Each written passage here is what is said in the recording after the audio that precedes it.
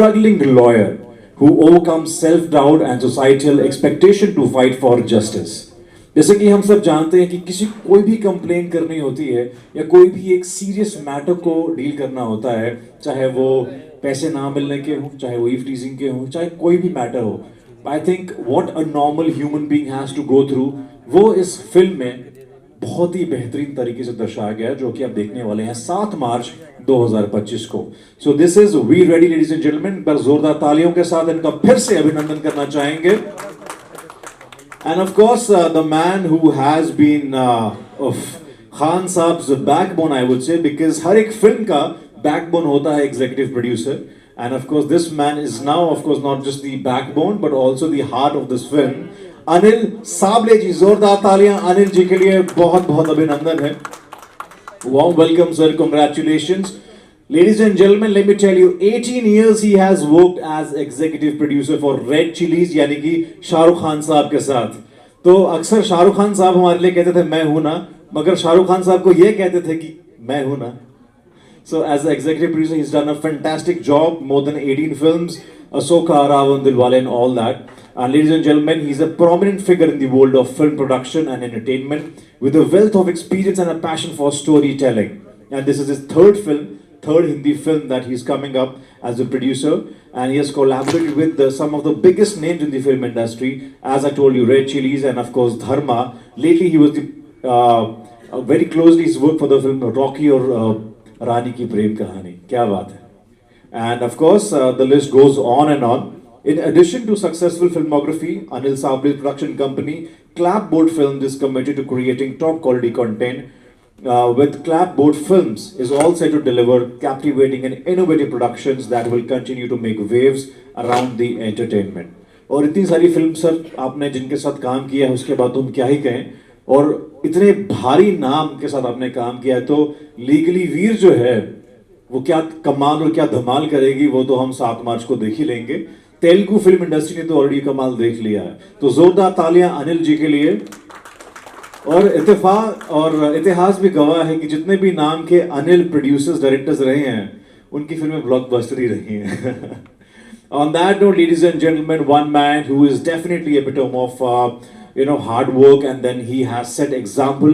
Ladies and gentlemen, after working on more than 300 ad films, this man has made it possible, to make a debut film, which is a blockbuster in Telugu film industry.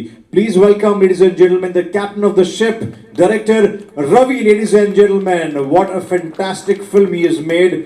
Ladies and gentlemen, जोरदार तालियां रवि गोगलू जी के लिए. Sir बहुत बहुत अभिनंदन है आपका. और कितनी सारी फिल्में की हैं आपने, भी कमाल की बात है.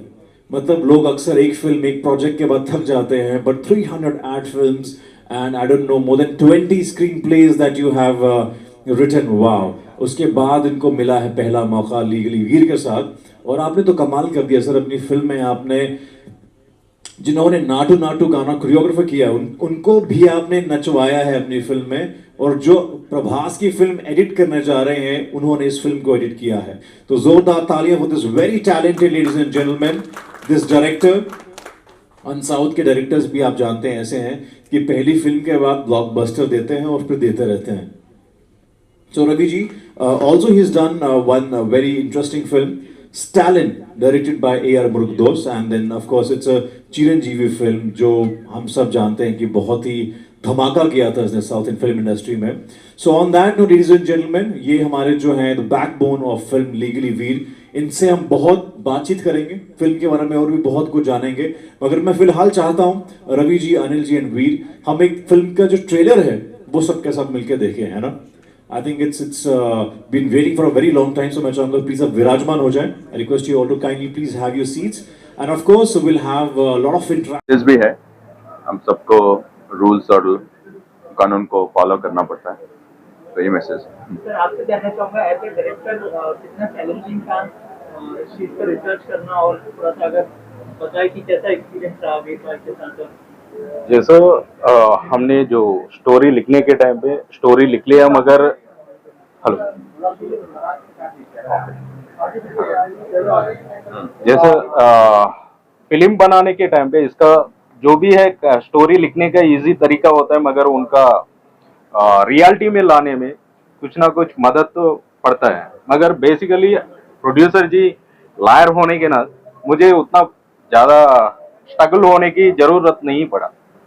तो मैं इजीली हो गया, जो भी डाउट होगा उनसे बैठ के बात करने का, उसका डेवलप कर लेने का, जो सेक्शंस है, जो कैसे लॉ प्रोसीड होता है, कैसे एसएचओ इन्वेस्टिगेट करता है, कैसे पुलिस उनको विटनेस कलेक्ट करते हैं, ये सब हमने इनसे पता करके उसको डेवलप करके कर।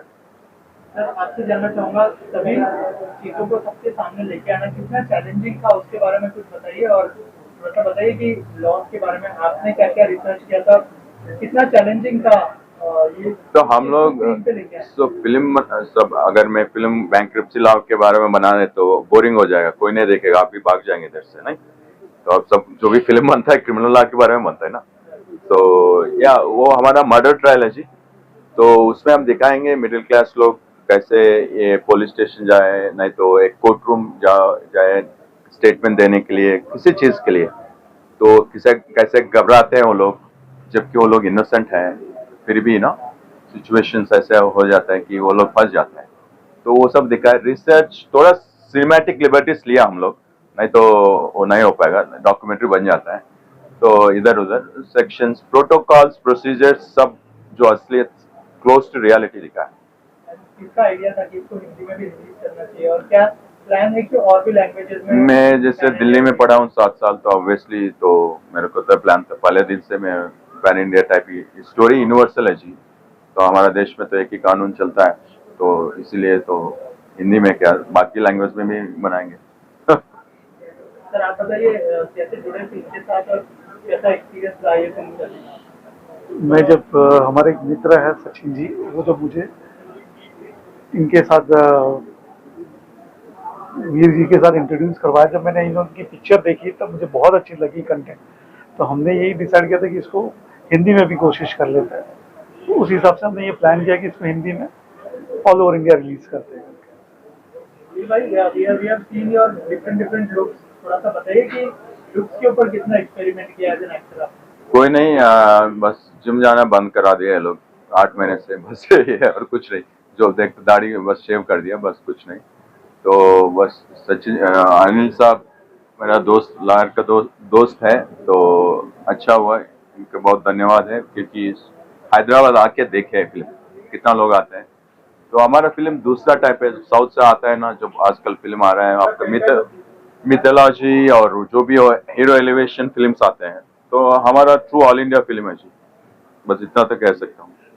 अब लेबलिंग नहीं हो सकता है कि भाई ये साउथ नॉर्थ, ये ऑल इंडिया में चलता है। ऑल्सो आपका डेब्यू फिल्म है, एक्साइटेड, नर्वस, क्या फीलिंग है? और ऑल्सो ये भी जानना चाहूंगा कि कौन सा एक्टर से इंस्पायर होते हैं आप?